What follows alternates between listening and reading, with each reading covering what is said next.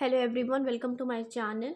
आज फ्रेंड्स मैं आपको कुछ ऐसी चीज़ें बताने जा रही हूँ जिससे आपको ये पता चलेगा कि बच्चे में इम्प्रूवमेंट क्या सही तरीके से आ रही है। क्योंकि कई बार ऐसा होता है फ्रेंड्स कि पेरेंट्स का मेरे पास ये कहना हो रहा है आजकल कि मेरे सामने तो सब बोलता है, अपने स्पीच थेरेपिस्ट के सामने तो बोलता है, स्कूल में तो ये नहीं बोलता और आपके सामने नहीं बोल रहा है।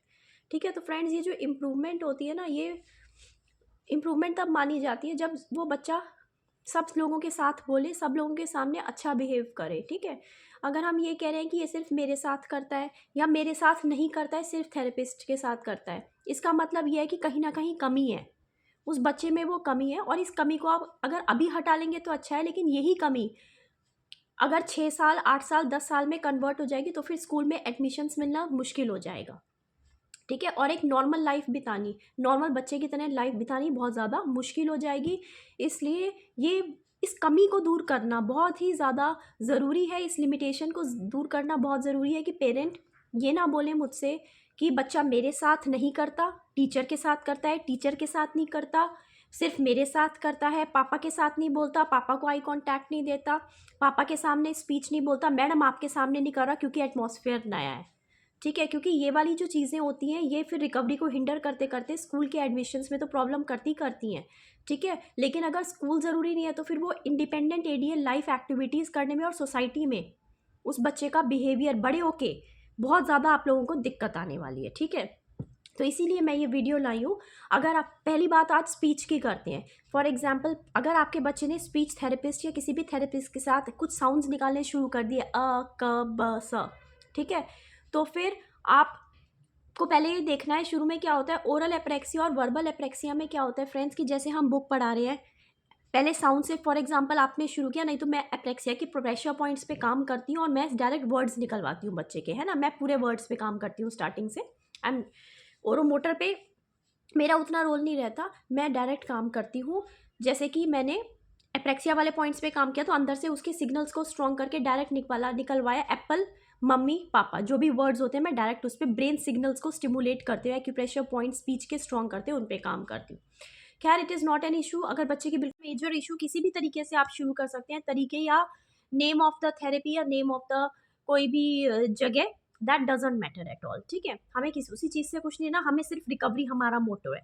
ठीक है, ये ज़रूरी नहीं कि कौन कितनी थेरेपी करा रहा है, कौन नहीं करा रहा, कौन दवाई दे रहा है, एक ही एम है, सबका एक ही एम है, क्या बच्चा इम्प्रूव हो, दैट्स ऑल। ठीक है, आगे जाके इंडिपेंडेंट हो, किसी ना किसी स्कूल में एडमिशन मिले, नहीं मिले तब भी कोई बात नहीं, सोसाइटी में अपना काम वो खुद से कर सके, इंडिपेंडेंट हो। ठीक है, तो अब ये बात करती हूँ, अगर बच्चे की आपकी थेरेपी चल रही है, स्पीच थेरेपी चल रही है, फॉर एग्जाम्पल बच्चे में स्पीच नहीं है, आपकी थेरेपी चल रही है, लेकिन कल को बच्चा 10 वर्ड्स में से अगर 2 वर्ड्स बोल रहा है, ठीक है, या 2 वर्ड्स के साउंड्स निकाल रहा है, ठीक है, इसका मतलब है स्पीच आनी उसकी शुरू हो गई है।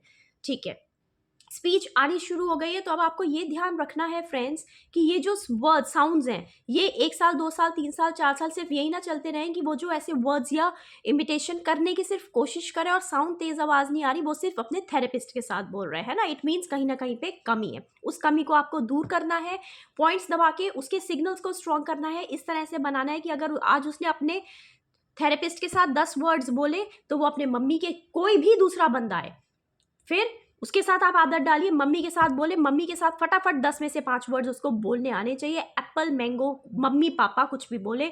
उसके बाद जिस डॉक्टर के पास आप थेरेपी, जिस डॉक्टर के आप असेसमेंट के लिए जा रहे हैं, उसमें भी आपको ध्यान रखना है कि वो बुलवाए तब भी वो 5 वर्ड्स बोले, कम से कम 15 में से 5 words, 2 words, 3 words. It's not that कि फिर वो ना बोले, पापा से भी बोले, मम्मी से भी बोले, टीचर से भी बोले। So this is the main important thing जिसकी वजह से हमारे बच्चों की स्पीच लैक कर रही है।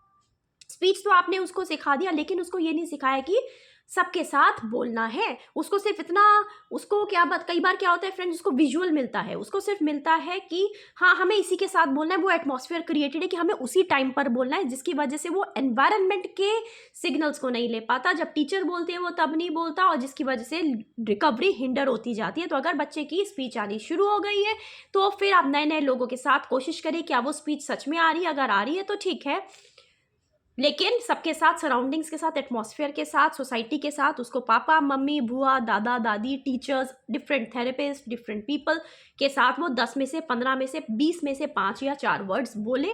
इट मीन्स कि एप्रेक्सिया, वर्बल और ओरल उसका खुल रहा है।